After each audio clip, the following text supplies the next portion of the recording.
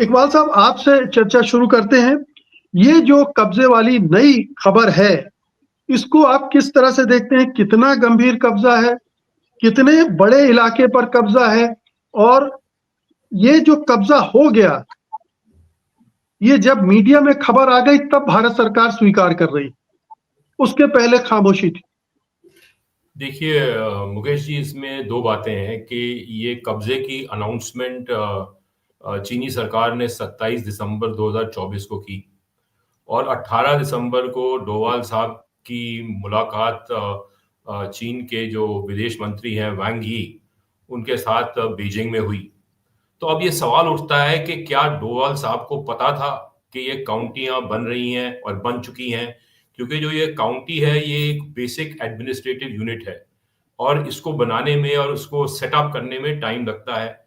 इतनी आसानी से तो मतलब ये पूरा इंफ्रास्ट्रक्चर इस्टेब्लिश नहीं होता, उसमें लोगों को पीपल हैव टू ऑपरेट।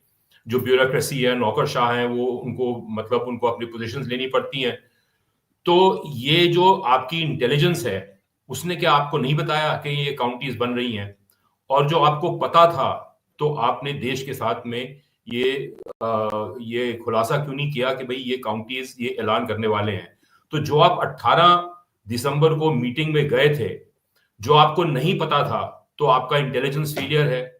जो आपको पता था, तो you are a party to that announcement, because 27 दिसंबर को ये अनाउंसमेंट हो गई 9 दिन के बाद में।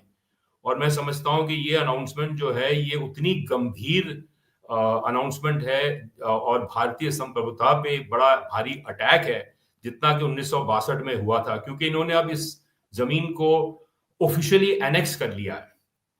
अब ये एनेक्सेशन जो है ये क्यों हुआ है और क्यों हो रहा है, और ये लद्दाख में ये चीनी फौजें क्यों हमारे फौजों के आमने सामने खड़ी हुई हैं, इसके पीछे एक बड़ा भारी एक आर्थिक सवाल है, और वो है कि पानी की ये एक लड़ाई। एक सवाल मैं कर लूं पहले, इकबाल साहब।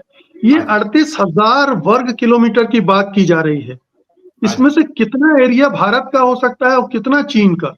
क्या ये पूरा का पूरा एरिया हड़प लिया है चीन ने? मेरी समझ में तो कम से कम 33,000 स्क्वायर किलोमीटर भारत का एरिया है, जो इन्होंने जिसे कहते हैं ना सलामी स्लाइसिंग टैक्टिक से ये जनवरी 1950 से ये इकट्ठा कर रहे हैं। इनकी एनक्रोचमेंट जनवरी 1950 में शुरू हुई और अभी तक इनकी एनक्रोचमेंट चल रही है। अभी तक हमारे पास कोई सेटल बॉर्डर नहीं है और ना ही हमें कोई ये संभावना है कि ये खत्म होगी। There is no end to this game. जी।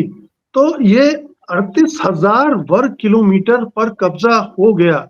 ये आप 1950 से अभी तक का बता रहे हैं? ये जो अभी लेटेस्ट कब्जा हुआ है उसकी नहीं, बात मैं कर रहे हैं? 1950 से अभी तक का जो इन्होंने कब्जा किया वो करीबन मेरा ख्याल है 33,000 स्क्वायर किलोमीटर के आसपास है। उसमें से लोग कहते हैं कि अभी 2020 के बाद इन्होंने 4,000 स्क्वायर किलोमीटर पे कब्जा किया है। तो आप समझ सकते हैं कि 29,000 स्क्वायर किलोमीटर के आसपास ये, क्योंकि किसी ने इसकी तो मापा नहीं है and there has been no survey done. तो ये तो बड़ी रूल ऑफ थंब या बैक ऑफ एनवेलप कैलकुलेशन जिसे कहते हैं वो है। तो 29,000 में आप 4,000 अब लेटेस्ट गिन लीजिए 2020 के बाद में जो उन्होंने एरिया हटाया था, तो 33,000 के आसपास है आउट ऑफ 38,000। ये मेरा अंदाज है, जी। Because I am not a geographer और ना मैंने कोई सर्वे किया है। मैं तो ये जी। मेरा एस्टिमेट है। जी। और लद्दाख में जो पहले कब्जा हुआ था अप्रैल 2020 में, वो जी, लगभग 2,000 किलोमीटर के वर्ग किलोमीटर के आसपास था। 4,000 टोटल, 4,000 2020 के बाद टोटल कोई करीबन 4,000 स्क्वायर किलोमीटर के आसपास हुआ है कब्जा चीन का जी। हमारी जमीन पे। जी। और भारत ने जिस तरह की प्रतिक्रिया की है, उसको आप किस तरह से देखते हैं कि हमने ऐतराज दर्ज करा दिया है? देखिए ऐसा है कि अगस्त 29 और अगस्त 30 की रात, ये 2020 की रात को इंडियन आर्मी ने एक ऑपरेशन स्नो लेपर्ड लॉन्च किया था, जिसके तहत उन्होंने कैलाश रेंज पे कब्जा कर लिया था और उसकी जो कमांडिंग हाइट्स हैं उस पे उन्होंने अपने पोजीशंस बना लिए थे। और चीन का जो बॉर्डर के पार जो मोल्डो का कंटोनमेंट है, छावनी है, वो पूरी की पूरी एक्सपोज हो गई थी। तो वो चीनी इससे बड़े डिस्टर्ब हो गए, व्याकुल हो गए, और तभी वो निगोशिएटिंग टेबल पे आए। क्योंकि जब ये इनकी एनक्रोचमेंट शुरू हुई फरवरी 2020 से, तो फरवरी से लेके अगस्त तक इन्होंने चूं भी नहीं की कि भाई हम बातचीत करना चाहते हैं कि लेट्स रिजॉल्व दिस। रेजोल्यूशन की बात तब हुई जबकि भारतीय सेना ने ये एक काउंटर मेजर लिया और ऑपरेशन स्नो लेपर्ड के तहत उन्होंने इस पर कब्जा किया। तब वो बातचीत करनी उन्होंने शुरू की, और उस समय उनको ये पता चल गया कि ये हम मिलिटरीली ये जगह हासिल नहीं कर सकते, और उनकी कुछ कंपल्शंस हैं कि वो जगह हासिल करना चाह रहे हैं, and it's an existential issue for them, पर वो कर नहीं पाए। तो ये उस वक्त की बात है, एंड तब से ये बातचीत चली आ रही है। इसमें इन्होंने कम से कम वैंग यी जो इनका विदेश मंत्री है और जयशंकर जी है, उनकी 14 मीटिंग्स हो चुकी हैं। 3 मीटिंग्स ये राजनाथ सिंह और चाइनीज डिफेंस मिनिस्टर के साथ हो चुकी हैं।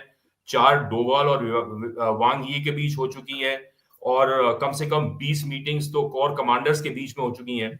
और ये कोर कमांडर्स की meeting last round of meetings October 10 से लेके अक्टूबर 21 पिछले साल में हुई थी।